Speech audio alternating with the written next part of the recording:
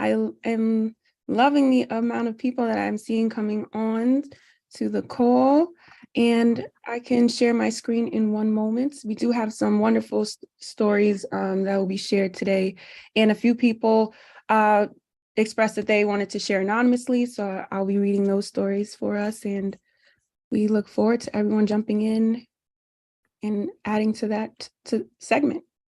That's awesome. I'm looking forward to it. We had a great story earlier from Leah Carper, the NC Teacher of the Year, talking about a school nutrition professional who made an impact on her when she was a high school student. We heard a lot of great stories at our annual conference a few weeks ago, and we'll be sharing those online in the weeks to come. I want to give another shout out to Chester for that beautiful green background. I think he picked the best one, the best color available. If you're looking for one of these beautiful School Meals for All NC Zoom backgrounds, guess what? They're in the advocacy guide. You can download them right now and show it off on this Zoom call. I see some people who need one. Yes, I'd love to see the whole screen lit up with backgrounds. I also want to add, if you are on this call and you want to share your story, we absolutely welcome you to do that. Like Kayla said, there are some folks that prefer to share their story anonymously. And if you want your story heard but want to remain anonymous, just message one of the leadership team privately, and we'll be happy to read your story on your behalf anonymously. We always respect that option.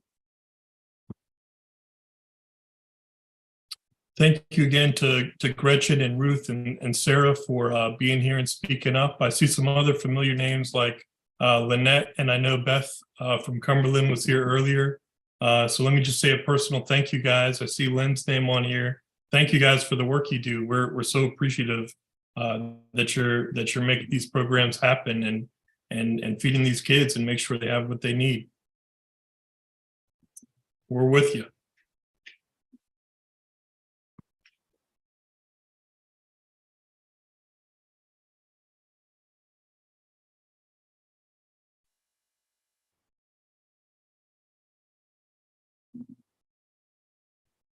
Unless anyone has any final thoughts on our thank you hour, I'll turn it over to Kayla and or Katie for the next hour.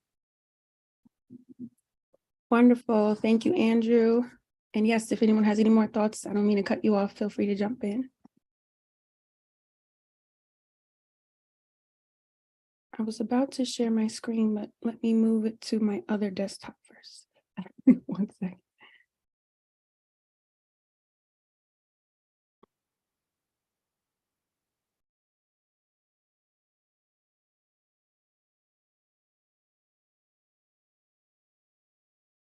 Okay. So it is now 3 o'clock and the afternoon story sharing party can begin. As we talked about earlier today, we are a very laid back group, so please feel free to jump in and don't feel any judgment if there's any background noise or dogs, cats, children in the background. We do not judge you at all. And we are here to really just come together and promote this meaningful cause. I'm going to start with the next slide by emphasizing that the importance of sharing our story here today and as we move forward in this campaign is to really show legislators that, you know, it's deeper than just the ask. It's really people and homes and households and children being affected, and all of your stories are super important, and we want to highlight your stories here today throughout this next hour. So feel free to jump in. I will start by reading this story or this quote that someone shared anonymously. It says, "If all kids get free lunch, they will all feel equal. It will appear to everyone's lunch status is the same. And instead of emphasizing that my parents can't afford to pay for my lunch and your parents can." So I think this person was really advocating for everyone in this story, in this quote, and just emphasizing that no matter what school you go to, what cafeteria you go to, there is a associated shame that or stigma when kids are called out or for not being able to afford a school meal at no fault of their own. So we don't want to encourage that shame. We want to make sure that students feel equal and are able to focus on their school, on their classes and their grades, right? I see Community Health Coalition in the building. Feel free to jump in, guys, and either put in the chat or unmute and share. Oh, I can't see the chat while I'm sharing.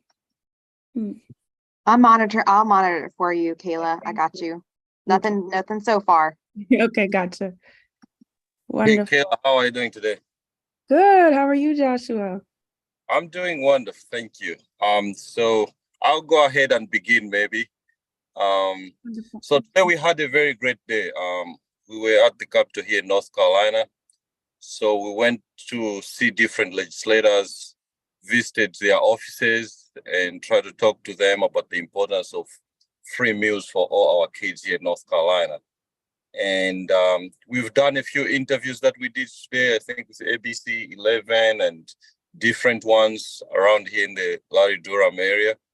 And we've given a lot of good information to the community to stress the reason why school lunches are very important for all our kids in North Carolina. And one of the factors that I stressed too was school meals for everyone in North Carolina and public schools hinges towards mental health, because without good food, your mental health is affected, but also your academic success.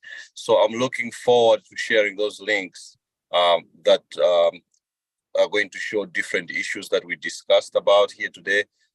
We were in the company of Miss Marianne and from Health Alliance. So we had a field day and we've achieved quite a lot, so that that information will be highlighted soon and shared with everybody.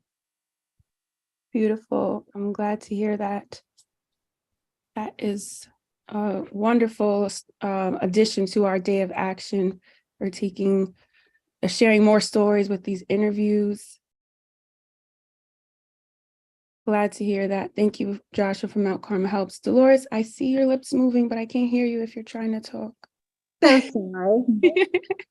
Can you hear me now? I can hear you. Okay, I'm sorry if there's an echo. I'm at a conference. Let me see if I can get to a different place. I'll jump on. No problem.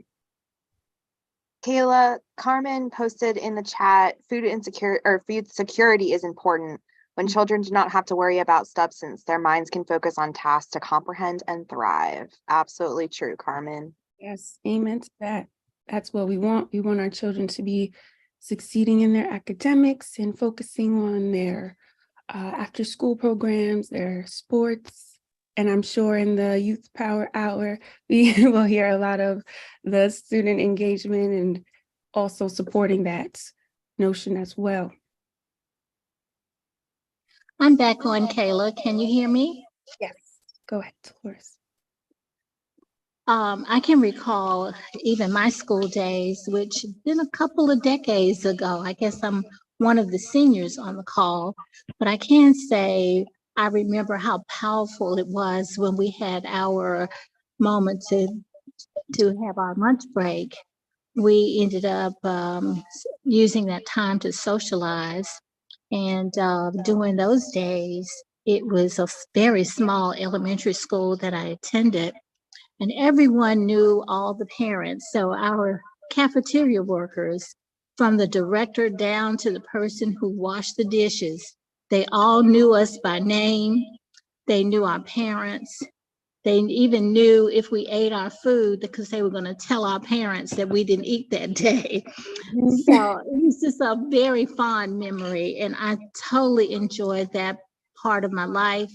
Talk about socialization skills, getting to know our other classmates from different classes. It was very, very powerful. So I am all in support of school meals for all. Like I said, back then we all pretty much were the same. So there was no discrimination as to who paid full meals, who had reduced meals, and who were free meals. So I totally enjoyed that part of my life. Thank you for letting me share. Thank you for sharing, Dolores. That was really beautiful. I think that definitely drives that point home that the lunchtime is or should be a place for students to really have camaraderie and enjoy each other and enjoy their childhood and not have to stress about financial burdens that may be present in their households. I see a hand. Jasmine, do you want to share? Yes, so my name is Jasmine Cruz. I am an intern for the Community Health Coalition. I currently attend North Carolina Central University. I'm a senior, graduating May. But thank you. Just to speak on the reason why I feel like students should have free lunch everywhere, not only in North Carolina, but because like the anonymous said, you know, they're young, kids are young, and they're gonna be kids. So some people are joking on other people. And of course, if you're not in that seat where you can't afford lunch and stuff, you're going to think it's funny because you have that luxury life. But for those who don't, you know, it's not fair to them. You don't know people's situation outside of school. You don't know if they're going to go home hungry. And I feel like you should step in. So at least, you know, when they come to school, not only are they getting an education, you are also like feeding them, just helping to promote a better healthy lifestyle if their parent can't do it for them. That was beautiful, Jasmine. Thank you so much for sharing. I completely agree. I think Terrence, did you have your hands up? You want to share? Yes, Kayla. Good afternoon, everyone. I'm Terrence Whitby. I'm the Director of Creative Development and Communications with ABC2, A Better Chance, A Better Community. And for me, to be completely honest, I've actually been on both sides of the spectrum. There was a time where my family, our financial situation was suitable for us to pay.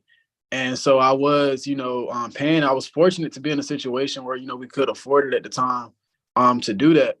But I've also, when times got rough, it was on the end, where, it was free for us, which I think should be for everyone. And so I seen how it affected my classmates around me. Growing up in rural North Carolina, resources can be limited, especially with access to healthy food. And when I say that, it kind of hurts because I've seen, people that were close to me, family members, sometimes cousins that you may grow up with, you ride the bus together. And some people, they need some snacks. They'll just take some of the graham crackers from the cafeteria, or they'll try to just take whatever, they can, like the juices and stuff from school. And that's the only access they have. So, school being free is important, not only for it to not cause like classism inside of school, but it also allows for us to, be effective with providing those meals for everyone. So because I like people always say, you can't think when you're hungry, even as adults. And so as a child, when you're still growing and you're trying to be active, especially if you want to be in extracurricular activities, that's a whole nother thing. You're trying to play football, you can't even eat. So Right. that can hurt you as well. So I'm definitely, advocating for that. And I'm glad to be a part of this space and to see so many people that's passionate about, trying to just make North Carolina better and, even the nation itself. Thank you. That was beautiful. Thank you, Terrence. I think you and Jasmine both hit the nail right on the head with the importance of school meals is that source of that quality nutrition, that healthy meal that not all children may have access to. And because they get that at school, it can help them to thrive in the classroom and even after school. And like you said, extracurriculars like football. I remember I was on the swim team after school. I was on the swim team and I had after school practice for 2 hours straight, just swimming. And when we have those extracurriculars, we are even at higher risk of being hungry when we're going home. I remember waiting for my mom to pick me up after swim practice, and she had to start bringing food in the car. My sister and I were always so hungry because when you're in that, right?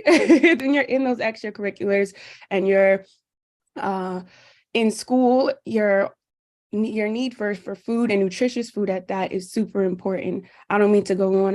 I see another hand. Tanyetta, do you want to share with us? Hi, yes. Sorry if I'm Tanyetta Hill. I can't see myself, but it's okay. I live in Onslow County. I am a military spouse and a mama of 3. And I grew up here and went through the school system here. So my take is a little bit different.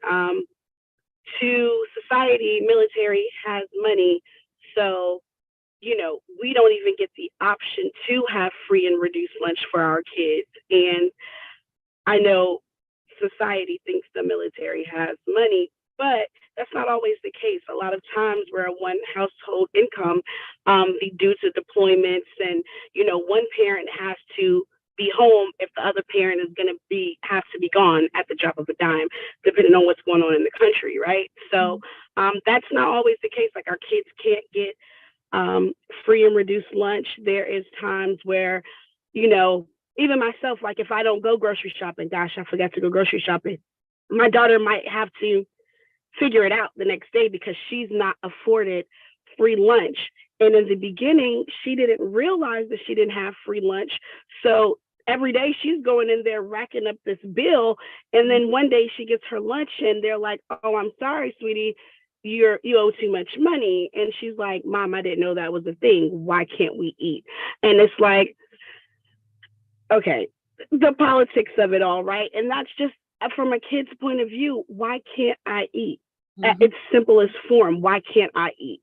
And you know, we broke it down to her, and yes, she still has that bill because it's quite expensive.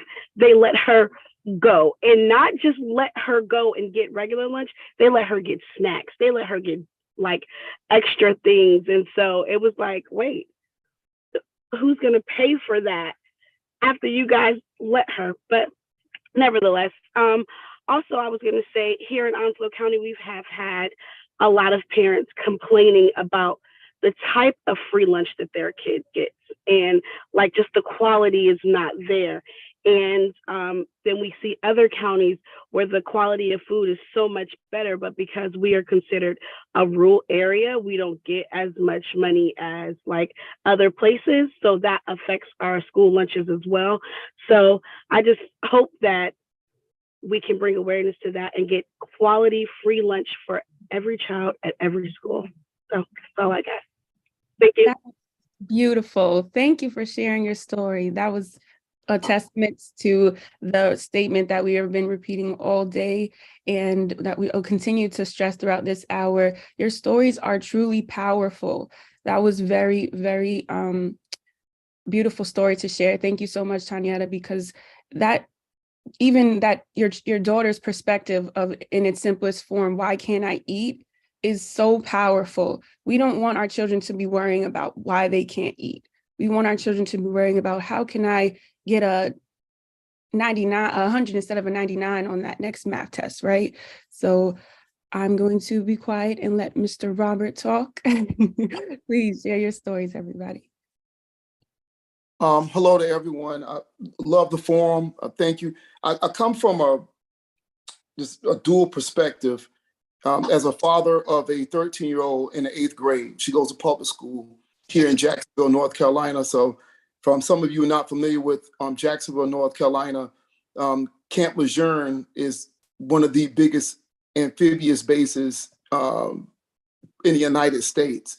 And it's unique because you have with a military population. If some of you don't know, especially if you don't know, that the military is paid with their monthly paycheck or their bi-monthly paycheck, they get paid what's called BAQ or BAH. So that's to pay their rent. Well, that makes it different than, say, if you go outside of Onslow, you go north of Duplin, where the rent is not as high. The rent is extremely high here. And we're a coastal town, so that's another thing that makes it unique. That presents a challenge for parents because you have to make most property management companies today. And I know that because I said kind of like I have a daughter that's 13, that's in public school, and I understand the cost it takes for me to support this child with just school fees, extracurricular things, which may include tutoring, but then also, let's say if I got to pay rent, even though I'm paying a mortgage now. But for others, I have a role where I help people find places to stay. And most property management companies require at least you make twice the amount of the rent. Twice the amount of rent, at least. Some are 2.5 times, 3.5 times the amount of your rent to qualify to rent a place. That presents an issue. So just imagine if somebody goes out there, a parent or parents, try to get 2 jobs, right? Nice paying jobs just to pay rent, but it disqualify the child for what? Free lunch. But then, so all those other costs that today, like my mom and my mother and father say, they're in their 70s and they like, I feel for you as a parent because it's so expensive for, to raise a kid today. So I've always been on the bandwagon, no matter how much money that somebody makes, a child should have access to free lunch. In fact, you can have parents that make over $100,000 a year. And let's say the parents, deal with addiction issues. What happens? That comes out of the mouth of the child. But no one thinks well, I'm not going to say anyone doesn't think about that, but a lot of people don't take that in consideration. And even people making $100,000 a year in a household, they struggle financially too. There's cars, medical issues that may come up. Mm-hmm. So, like I said, I come from a different perspective. As a father with a child in public school, and I work as a housing navigator within my county, helping people try to find safe, affordable housing. It is difficult, and food is always one of the top issues along with housing. I'm done speaking. Thank you so much, Robert. We appreciate your perspective, and we appreciate you jumping on the call and sharing today. Thank you to everyone who's already shared. And I do want to just remind everyone that there are opportunities for us to express these stories to legislators. So if you are interested in being a spokesperson, and if you are interested in sharing your story, because each and every one of your stories are powerful, please direct message any one of us of the leadership team in the chat. You can message me if you would like, or I think Holly is on the call. Anyone from the Center for Black Health and Equity, North Carolina Alliance for Health, ABC2, and CHI will be happy to help you to get in touch with you to become a spokesperson and further these efforts. I see lots of hands up. Please, if your hand is up and the emoji goes down, don't forget to circle back and we'll get to you as soon as we can. Let's start with Councilman Bryan. I think you were next. Yes, ma'am. Thank you. Thank you all for this opportunity. This is a great opportunity for us to come together as communities to deal with this issue. Growing up here in Jacksonville, North Carolina, it's something that I had free lunch, and then my mother made a little bit more. So eventually I had reduced lunch, and then eventually I had to pay for it. But the fact is that either being home, if it had to happen home, or when I got to school, I never had to worry about anything concerning eating, and even our communities was a whole lot stronger even back then. So one wouldn't let one go without, unfortunately. And I think about what Mr. Hudson said, because we're kind of working on combined issues together. I have a housing area here, and actually I was trying to multitask, dealing with the issue where we have people, that are probably going to be put out of their houses, their apartments, because of, I'll say it's corporate greed. And because of what was going on with those BAH, the housing allowance here in Jacksonville, North Carolina, our rents went up so much. And I know the sister talked about the fact that even as someone that gets that is suffering, when it comes to trying to feed your families, it's even more difficult when you have a single household and you don't have that. Now you're concerned about if you're going to be able to get into a home at all, because the few places that we did that had affordable rents, their have wait lists, and then the other ones are just too expensive for people to stay in. So when we're dealing with all these other issues that's going on within our communities, and you have parents trying to just to make it, our children eating daily should not be an issue. You know, if we could send millions of dollars to assist some country abroad, which I don't think we shouldn't do any of that, but we need to start reaching and assisting our community down, or the people down the street from where we live. And that's going to take more of our voices. I don't become Councilman Jackson without being elected. So you got to make folks understand that it's in these offices that if they want to stay in office, that you have to communicate it to them and then put the force behind it. Because even if you don't have any money, your current currency is the vote. And people need to understand it at their level, you know, from the poorest to whatever you have. If you do not vote to your interest, you're going to be left behind. And that includes this issue with lunch, free lunch, or if at least reduce lunch. We have to stand stronger together. And one of the things I understand more now, as I've been a city council person, is that these folks respond to data. I'm also working on a reentry program. They're talking about reentry more is because they're finding out that it costs so much more to actually house somebody in lockup than and they could gain more, and the communities could gain more from a taxpayer that's out here working. You have to create data. We have to start trying to figure out, okay, what does the data say when you don't have a child that that's not getting fed? Where do they end up if they're not getting fed, getting the basics? You know, what? In the end of the day, what other things are occurring health-wise, and how much that's going to cost if they don't get a basic meal? So, you know, I could go on and on with this issue and so many others, but anything that I can do to help push this issue forward, I am for it. I'm also working with the Old North State Medical Foundation, who does a whole lot in our community, and other organizations here too in Onslow County. But I thank you for the opportunity to share. Thank you so much for sharing, Councilman Bryan.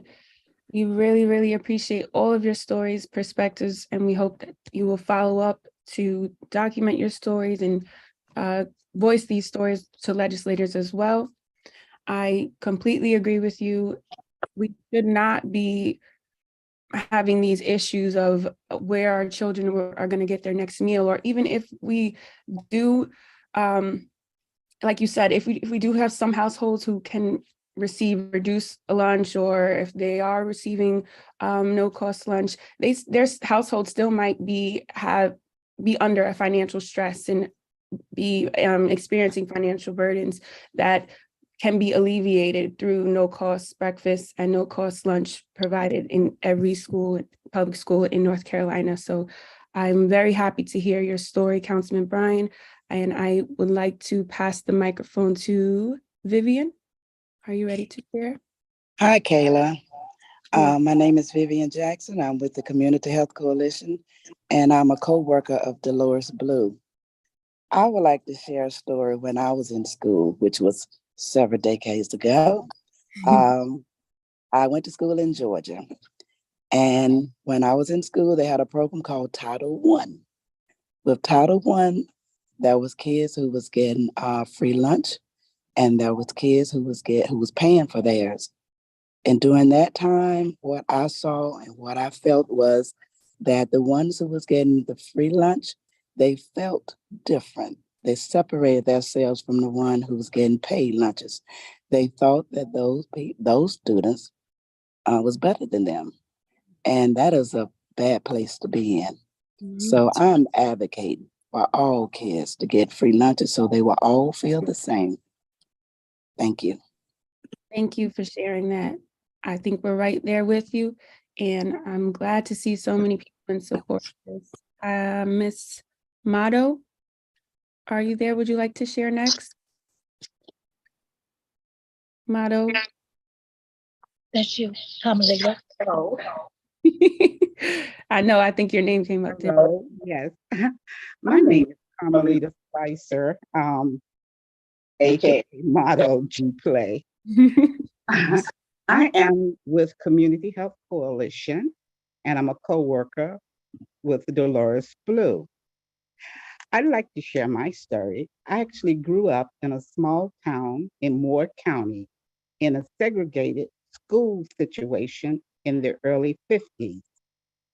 The schools had not been integrated at that time. I knew all of the teachers, the staff, and the cafeteria help by name, and they knew us. It was a great way for us to socialize, and we could all entertain and enjoy each other, and they would make sure that we were fed regardless of our financial status, where we are a Title I or not. The actual workers, staff, cafeteria help, and teachers made sure all the kids were fed. So there was no feeling of being shunned or made to feel less than. However, I'm now a grandmother, and I am concerned of the well-being of all young children. And I think about what may happen. You don't know how life ends or what situations may occur. And I may have gone on, actually made my transition, and she's still here, a young child.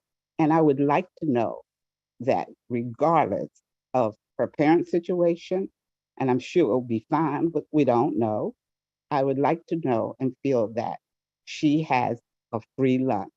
I feel all kids, all young people should be able to eat free, regardless of any financial status. Thank you for allowing me to share. Thank you for sharing. That was beautifully put. All right, Miss Thea, would you like to jump on? Yes, I would. Yes. Can you hear me okay? Yes, we can, loud and clear. Thank you. Thank you. I'm Thea Monet, and I do consulting work with the Ulnar State Medical Foundation, Dr. Williams, Mr. Hudson, and others. And it's a privilege to have a few minutes of your time.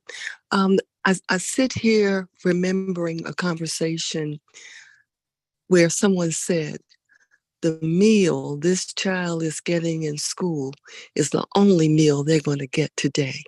And that's real. That many of these children come to school, they get the breakfast, they get the lunch, but there's no meal, no dinner meal at home.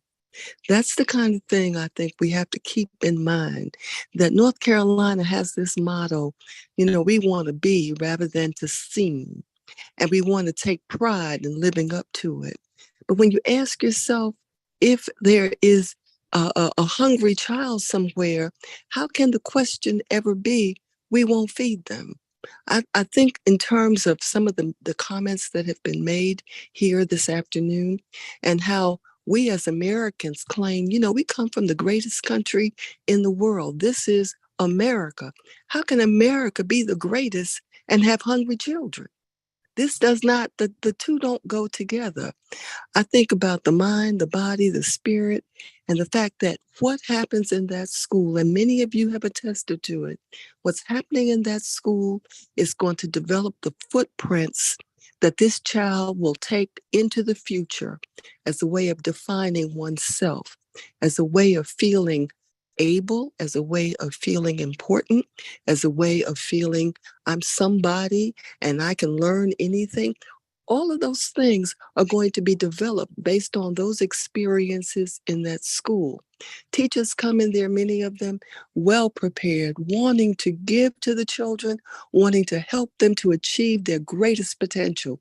But how can you take them to 100% capacity when they're only equipped with 10, 20% of the fuel it takes to get that mind open and able to receive information? It's not going to happen.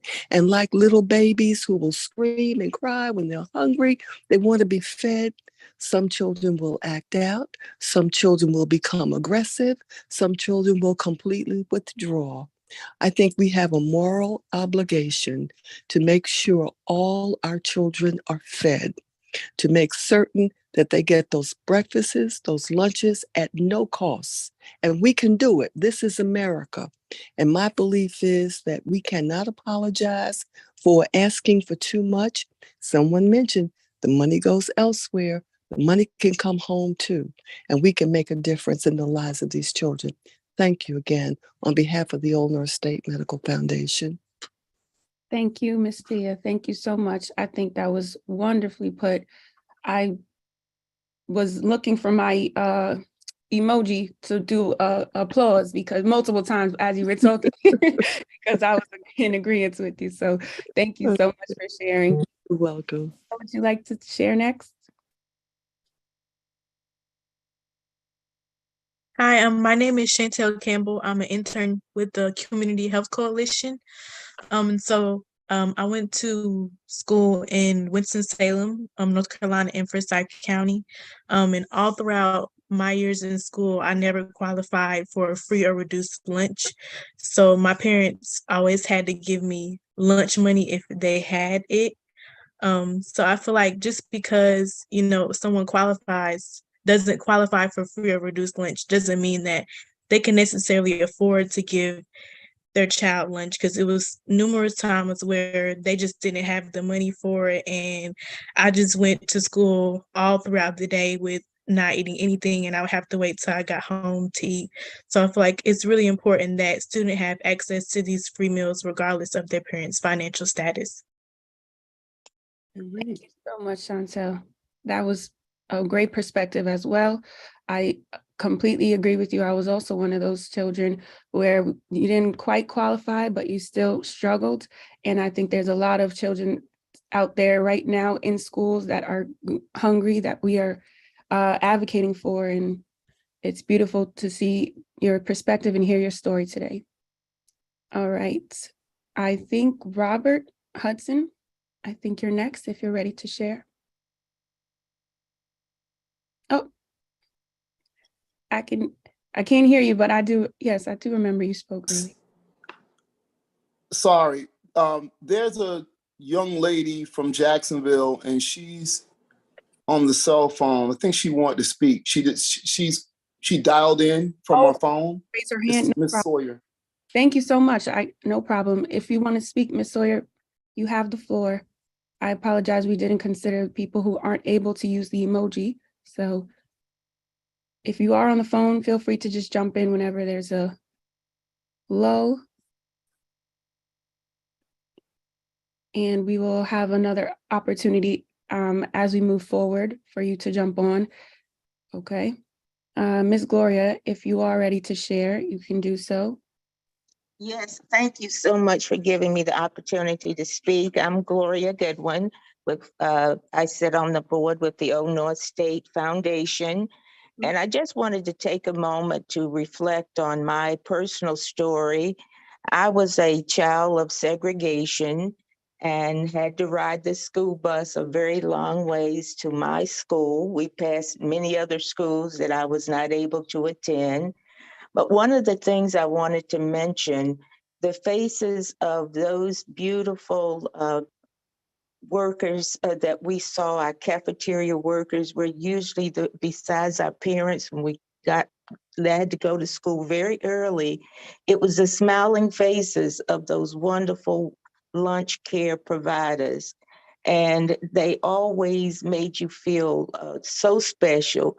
They knew us by name, our parents. They had communication with us. They could tell if we didn't feel well.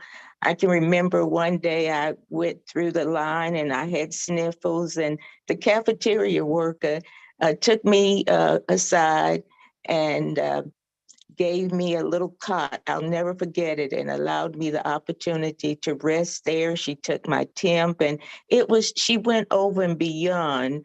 And I can remember that our teacher at 10 o'clock every day would go to the cafeteria and pick up crackers and juice and milk to give us if she saw a child sleeping in class or appeared to be very lethargic or whatever the case may be. They were there to give us a helping hand. And I just think that PTA meetings and the back in my day were so important. And even at 72, I still share some of the friendships that I made as a young girl, that I actually sat at a table. We had assigned tables for our little classmates. And I can remember some of those faces that I still, the people that I sat with, I'm still friends with them. So my comment is, if a great mind is a terrible thing to waste, so is the food in our country. And we must fight with our folks in power at the political level. I'm the president of our Democratic Party, the women here in Onslow County. And I also sit on a national board for the auxiliary to the National Medical Association. So we do a powerful stand with dealing with the disadvantaged and the underserved population. And we can no longer turn a blind eye to what we see. And we also have to focus on food securities for all. Being a cancer survivor, there's kids that are dealing with childhood cancers that are in our school systems who need nourishment. And I think it's so important that we are emphasizing school meals for all. And I will do everything I can in every way that I can as an advocate to ensure that no child not only is left behind, but no child will go hungry. Thank you for giving me the opportunity to share. And I appreciate all the powerful stories I've heard today. Yes, thank you so much, Gloria, as do I. And I do want to just continue to remind anyone who's joining us on the phone to jump in whenever you can. Don't feel left out without your emoji function. And in the meantime, Miss Naomi, if you're ready to share, please feel free.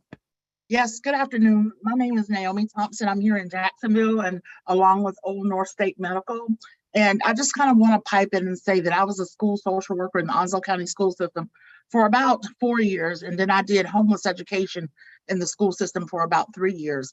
And so when you talk about nutrition and really leveling the playing field for students, free meals are a no-brainer. I found that during my tenure as a school social worker, most of the behavior problems stem from lack of resources, that of which being food.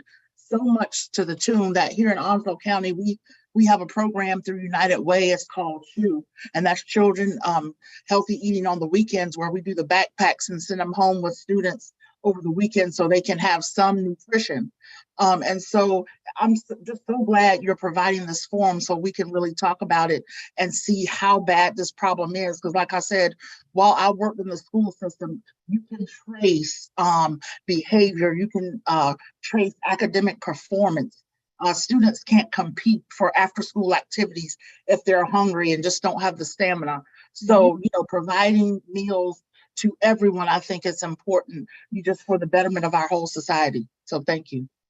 Yes, thank you, Naomi. I think you and a few other people have also stressed that it's visual. The school nutrition workers are also a testament to seeing our children who are tired, lethargic, and even acting out with, becoming problem behaviors because they might be a little hangry, they might be in need of a snack or not sure where they're going to get their next meal, or might not have the energy to perform at their best in the classroom and even in after school programs or sports and extracurriculars to that sort. So thank you for highlighting that for us. And I want to ask Ms. Thea, your hand is still up. Did you want to share again? My apology. No, I'm enjoying. I'm still sitting here. Okay, I didn't no problem. intend to do that. Sorry. That's okay. That's all right. I just wanted to make sure. Yes, feel free if you guys want to continue to share and you think of another story you want to share with us, you don't have to be restricted to just one time of sharing. In the meantime, I do want to share the second anonymous story that was sent to us, and it reads, "School meals have always been a big part of my life.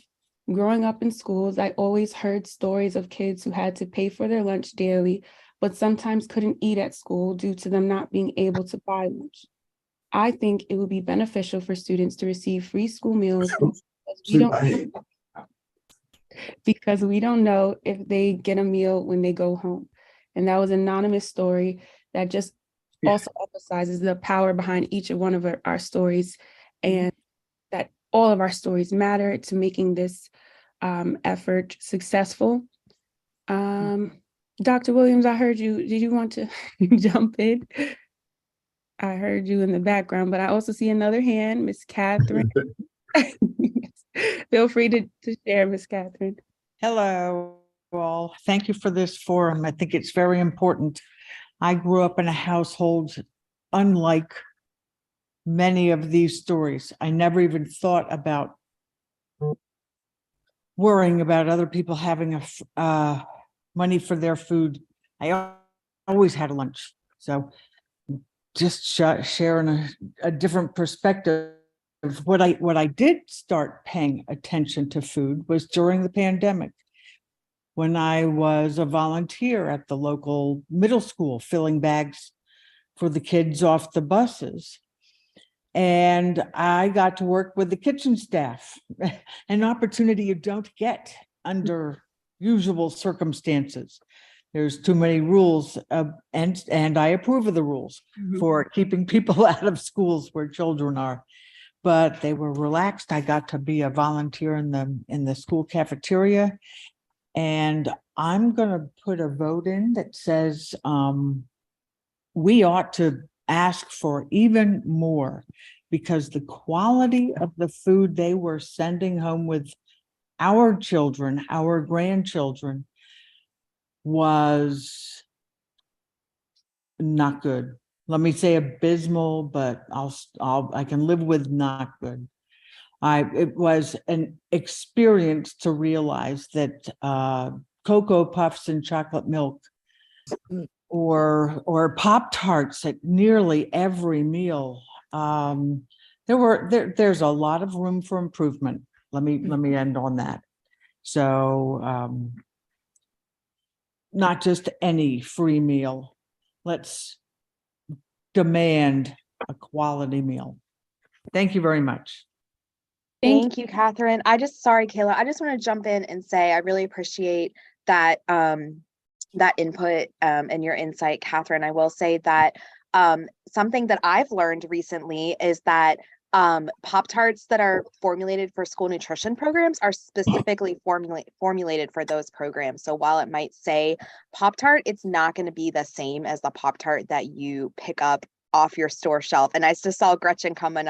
I'm sure she can speak to this a little bit more too. But the school nutrition programs do meet super strict nutrition standards. And we actually have a study from Tufts that shows that they are the healthiest place that Americans eat is in the school cafeteria. So and I think during the pandemic, there were definitely shortages and supply chain shortages. And I know that school nutrition was having, their folks call like the day before and say, hey, I'm not going to make your delivery today. And Gretchen, again, I'm sure you can share more about this, but did just want to acknowledge that I have recently learned that it might be a Pop-Tart, but it's not. It's like a whole grain, specially formulated Pop-Tart that is different from the Pop-Tart that you're going to get at the grocery store. That is true. The Pop-Tarts mostly are Lego, but there's some other brands out there. They look similar, but if you were to read the ingredients and everything on the back, ours are whole grain, low sodium, low sugar, reduced fat. It doesn't have the same amount of topping on it as the other Pop-Tart. Same thing with our cinnamon buns, our cinnamon rolls, our pancakes, our waffles. All of our grain products are not what you can get at McDonald's, in your grocery store. It's not the same one, even though the brand might look the same. And I hate to say it's kind of is a little bit of fooling of the customer, because not kids, if they see something, they hear it's got all these nutrients, it might not go over as well. But I mean, our hot dogs are, usually turkey dogs are all beef. They're not usually pork. Very little pork is used in schools foods nowadays because of so many ethnic issues. So yeah, do not go exactly on that. I would say earlier I was saying definitely you can go to the different school systems websites and you can look up their products they're offering. We have to have all of our ingredients and products up there with our recipes and formulas. So please go and look. It is not the foods I started back in '93 with. We do get everything that comes in, like I said, more turkey, lean ground beef. Actually, the lean ground beef could be leaner than the turkey product or the chicken. So we do have stringent rules. And I was saying, USA even wants us to get stricter with the sodium and the sugar. And I don't know how it's going to happen, because the other day in DC, when we had a pizza company, their pizza is already down around 400 milligrams per sodium, and a pizza from Domino's and a slice of it from Domino's and Pizza Hut were 900 and plus milligrams. Same thing as our Chick-fil-A has only got a little over 300 milligrams of sodium, and the one at Chick-fil-A is over 1100. So we are already way down compared to what the general public purchases. And that's what a lot of people don't understand. But I'm glad you gave me that opportunity. Thank you. Of course. Thank you so much for reiterating that for us, Gretchen.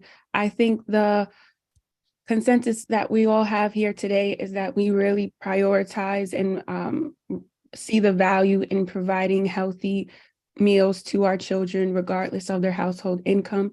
And I'm really happy to hear the stories that are just empowering this movement. So I think, Dr. Williams, if you are ready to share, you have the mic. Yes, I would like to approach the advocacy problem and the program and from a little different perspective. I think a lot of us may have some hesitancy and bothered contacting the representatives, because they might think you're coming to get something for free or they're getting something for nothing. But let me give you a true life scenario. A few years ago, I was hired, I guess probably as an experiment, but I don't care as long as they gave me the job, to go around to measure land and crops for the Agricultural Stabilization and Conservation Service. They didn't hire many of us, but I said, while I'm here, I'm gonna learn what I can. What we do, we go to a farm and we will measure cotton, tobacco, soybeans, all that type of thing. But what struck me the most was something that a lot of people don't think about.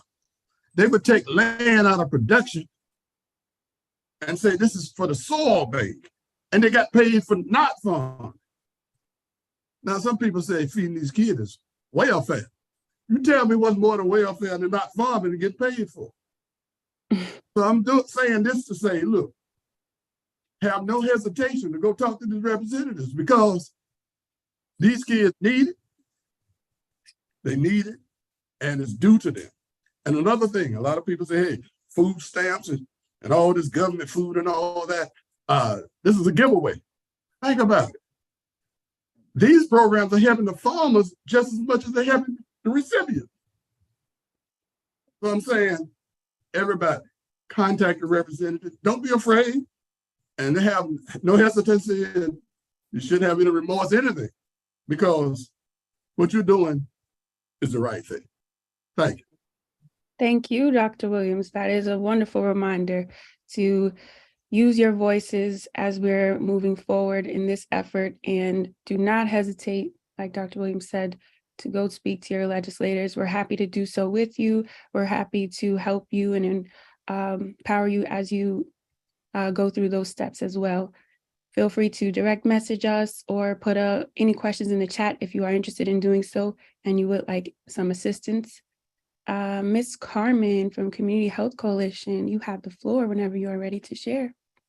Hi, thank you, everyone, for coming together regarding this very important issue. My name is Carmen Bayless. I'm actually Dolores Blue's daughter, and I volunteer with the Community Health Coalition and their strides to combat food insecurities with Miss Vivian and Miss Carmelita. I wanted to echo a lot of other panelists that have spoken regarding the importance that children have in their development. And one of the things that I could just share personally,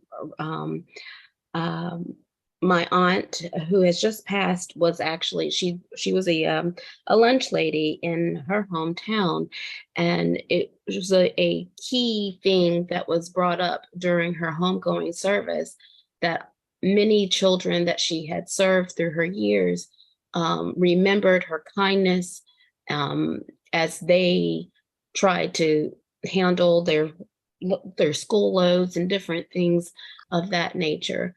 I've seen my mother and her coworkers come together and try to address other issues in the community from the youth as well as the elderlies that aren't able to get out as easily to secure the nutrition that they need. I just want to say, as a volunteer, it's important to be of service where you can and to speak up where you can. I've listened very carefully to those who hold positions, and I hope as you deal with your budgetary needs and you try to find different areas that you also consider to express to your colleagues why it's important to support programs such as school meals for all. And to just dive a little deeper into what I actually experienced. I never experienced the segregation piece of public schools. When I went to school, it was fully integrated, and I had no problems with socializing with kids during the lunch hour. Although I do remember when there were certain kids that had to go to certain lines to receive their meals versus where I had to make sure I had my lunch money that my mom gave me or my dad gave me before school. And I always knew that I would have to count what I would need for the next day to make sure I either had what I needed or I needed to ask before they left after dropping me off. That was also a consideration that I had to make sure that I kept up with. So if I had a rough day on the recess and lost my quarters or my dollars, then when I got to lunch, I didn't have it. And it wasn't because, of anything, just more than me just being a kid and just losing things. So yes, there is an imperative piece of teaching kids responsibility, teaching kids how to manage their time and effort, but the school system is the place where you're supposed to learn that, not an additional hardship of extra life. As we are coming out of the pandemic, a lot of people have had to adjust and budget and truly reacclimate to being social. And it's easy to withdraw. It's easy, especially if you're hangry or hungry, it's easy to act out because it's you're distracted. When you're thinking of your vital personal safety, just as you as an individual, food, water, shelter are the key elements. And if you're trying to also to learn a skill or on your job or in your community, you are your most optimal self when you are nourished. Thank you, Ms. Kayla. I'll silent. Thank you so much for that, Carmen. I cannot count how many times throughout this hour I wanted to put the applause emoji on my screen, and I just, because I'm sharing my screen, I don't know how to do so. I just want to emphasize that each and every one of the stories shared here today and as we move forward are so powerful, like so powerful beyond words. I'm very happy that you all have joined us this hour and very happy to see so many people coming together and rallying behind this movement. So thank you so much to everyone who shared. I'm going to pass the mic or get ready to pass the mic to Chester for the amazing Youth Power Hour. Not yet. Not yet. Not yet? You're getting ahead of yourself. We still got 1 hour of questions and answers, networking, and we actually have